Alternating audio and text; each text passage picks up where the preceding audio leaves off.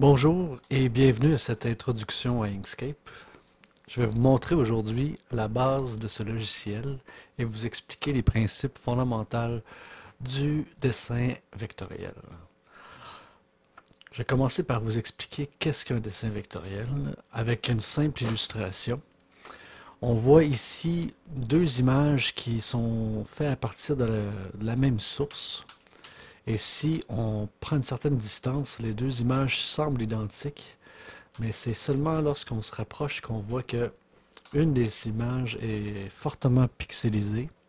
Donc l'effet d'escalier ici qu'on voit avec les pixels n'apparaît pas avec l'autre image ici complémentaire.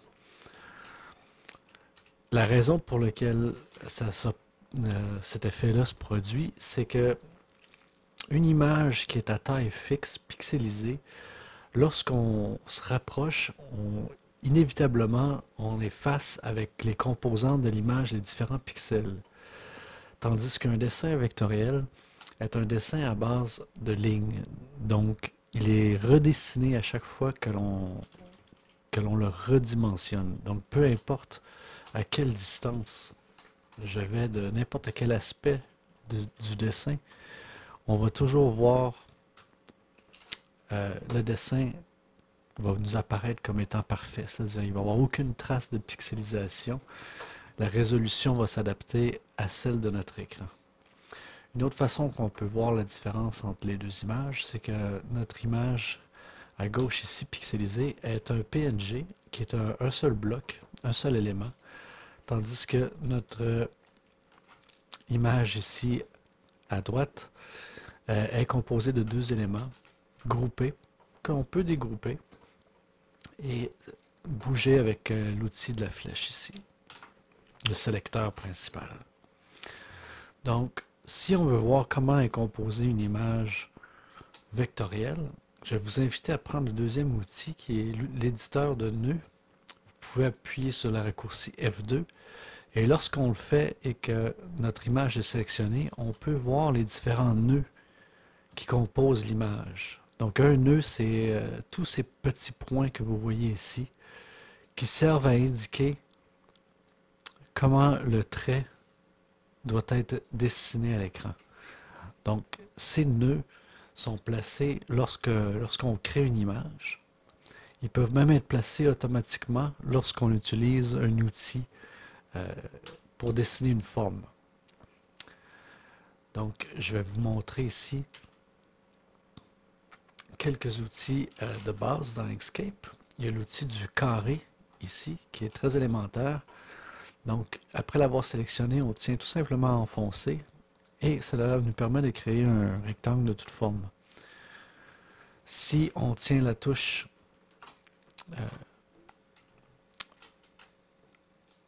il y a une des touches, donnez-moi un petit instant. Donc, si je tiens la touche CTRL enfoncée, l'image, la forme va prendre une forme parfaite de carré, c'est-à-dire que les proportions vont être préservées lorsqu'on reste sur l'axe de la diagonale ici, entre les deux points opposés. L'outil carré, il y a quelques propriétés aussi intéressantes. On voit deux coins opposés ont un petit icône de carré ici qui nous permet de modifier la taille. Ici. Alors, on a aussi un troisième coin qui se trouve avoir un petit icône de cercle. Et le cercle représente la rondeur du coin. Donc c'est possible de donner à nos rectangles, nos carrés, une forme de coin. Donc, comme ceci. Si je tiens la touche CTRL enfoncée, les deux cercles se séparent à même distance. Tandis que si je le relâche, je peux bouger un des deux cercles à la fois pour faire des formes plus uniques. Voilà. Toutes les formes dans Inkscape peuvent être colorées, soit en cliquant directement dans notre palette sur une des couleurs. On peut aussi prendre une couleur, la sélectionner et la lâcher sur notre objet qui va ainsi la colorer. On peut aussi appuyer sur le bouton droit d'une palette et en définir le remplissage. C'est aussi possible de définir le contour. Donc le contour, c'est le trait qui a servi à dessiner notre carré. On peut toujours enlever un élément ici à gauche en bas, le remplissage. On peut toujours supprimer le remplissage comme ça ici.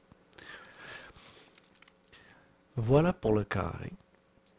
Le cercle est sensiblement de la même comportement. Si je tiens le bouton CTRL enfoncé, cela me permet de créer un cercle parfait. Tandis que si je le relâche, je peux adapter la forme à toutes sortes d'ellipses. Une ellipse de toutes sortes de proportions.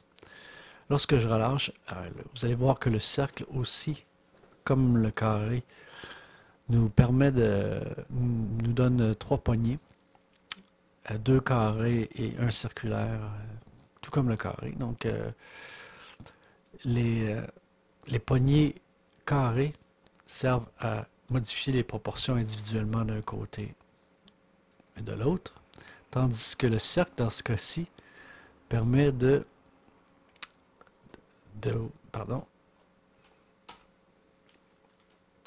le cercle nous permet de modifier la fraction de notre cercle. C'est-à-dire la poignée circulaire nous permet de modifier notre ellipse d'une manière à ce qui devient divisé comme une tarte avec différentes pointes. Et on peut faire des effets, toutes sortes d'effets différents avec cette petite fonctionnalité-là. Même chose que le carré, on peut toujours ajouter de la couleur. Voilà. Et modifier le contour comme tel.